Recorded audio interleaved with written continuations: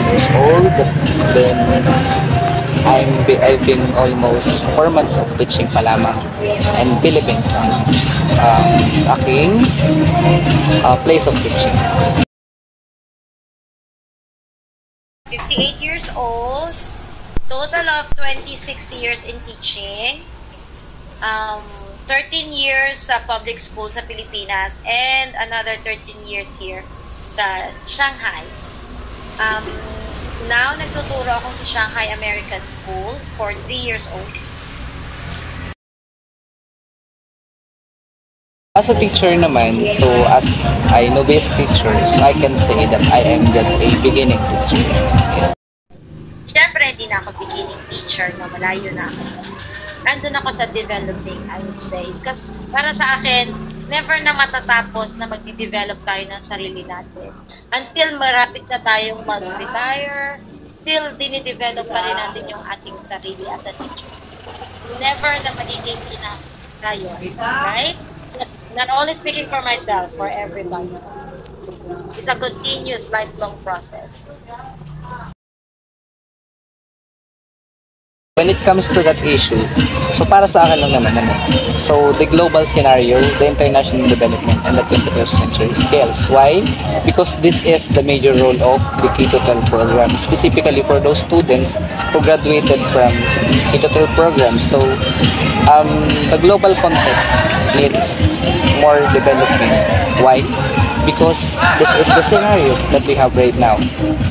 And this means na kung hindi natin i-meet yung global standards, mananatili tayo sa local standards at hindi nila tatangkilikin yung kung anong kakayahan meron tayong mga Filipino students or specifically Filipino learners. So when it comes doon naman sa international development, katulad din nga nun sa global context, yung international development ay kailangan din i-build din sa mga student kasi hindi lang naman sila dapat yung kaalaman nila ay hindi lang nagko-coincide inside our local culture or local place. Why? Because there are times na pipiliin nilang magtrabaho internationally. And that is the time para masabi nila na effective yung learnings nila na nakukuha sa. And then when it comes to 21st century skills, so nandiyan na yung mga pagiging media literate, information literate, which is the most essential things right now. So yun yung mga bagay na hindi kayang bilhin ng pera. Bakit? Kasi yung skills, i-develop yan throughout the years. At kung tayo mga teachers, tayo yung mag-develop naman sa kanila, ipapakilala natin sa kanila, mas napapabilis yung kanilang adaptation of the learnings and as well as their internalization of the value. Yeah. Hindi naman because nagtuturo ka sa abroad, ang iniisip mo lang is values ng school, kung saan ka nandun, no? So, ito American school, but we don't just think of American culture. Tinitingnan natin lahat, may inclusion. Lahat ng tao, kahit anong kulay mo, kahit anong race mo, it should be included. And what, ano yung kino-consider natin sa pagtuturo? All of them. I mean, yung ikabubuti ng lahat na walang mali-left out. Walang masasabing, ay, para lang naman yan sa mga ganito. Kami hindi kasali dyan. Especially Asians dito sa school na to. Sometimes na-feel ng Asians yun. Pero pinipilit ng school na meron na included lahat. Na pantay-pantay lahat. Yan. Siguro sa pagtuturo ko, yun din ang iniisip ko. Na everybody is included, walang mali-left out, walang masasabi, oy, Asyano lang ako. No. Hindi, Asyano ako at makikisabay ako sa lahat. I like most the learning environment as particularly as a teacher of first year, so online class. So there is a different approach na hinihingi ng estudyante as well as the teachers. Bakit po? Kasi po ganito, for example, sa face-to-face, you can see their true reactions, their true learnings, while through online, they can fake their emotions. Pwede nilang sabihin natututo, pero at the same time, hindi naman pala.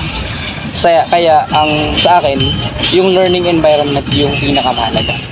Kasi kung ako bilang product din ng K-12, mas na-appreciate ko yung true learnings when it is in face-to-face. Kasi nga, kung online, nandyan yung different destructive materials, destructive or distractions na nakapaligid sa atin. For example, bilang students, pag tayo nasa bahay, hindi na tayo students at hindi sa atin ang mga magulang natin. Pag hindi natin sila sinunod, iisipin na tamad tayo. At tayo naman, bilang students, syempre, nakukonsensya din tayo. For example, may ginagawa yung nanay natin, nakikita natin nahihirapan. So there's a tendency na mawala yung focus natin dun sa ating mismong pag-aaral, which causes a lot when it comes to the effectiveness and the true value of education. Pareho kong gusto, local and abroad. Para sa akin, pareho silang challenging, parehong nakakatulong tayo at natutulungan din nila tayo, vice versa, no? So pareho. Tapos, hindi pa rin ang question mo. When you are teaching, what do you like most? The learners, the learning environment, or the pay? Lahat! Sorry, lahat! Hindi ako hipokrita. I would say, syempre kino-consider ko ang learner. Syempre ko-consider ko ang learning environment. And syempre ko-consider mo yung pay. Diba? Ano lang tayo, totoo lang ako, hindi ako mag-i-hipokrita na the learner now. Way of So I can see myself as a teacher, as a global teacher.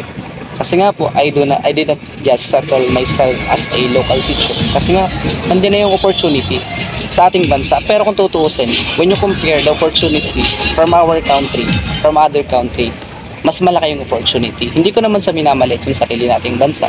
Pero the reality, it's us. Kung tutuusin sa teacher, yes, tinatanggap nilang teacher. I am a novice teacher. I graduated last month or last July 19. But you can see the difference from those teachers na kagagraduate lang din sa ibang bansa. Makikita nyo yung difference when it comes to the professionalism and syempre yung ino-offer na career and professional development at tertiary na lamang yung salary. none of the above. I'm not local, I'm not global, I'm not local. I am a Reggio-inspired, baka bago sa'yo ang term, ita-type ko later. I am a Reggio-inspired, non-traditional classroom teacher. Okay? So, I wouldn't say local, global. I'm both local, I'm both global. I can teach anywhere. Pero yung description namin sa sarili namin, Reggio-inspired, non-culture, non-traditional teacher.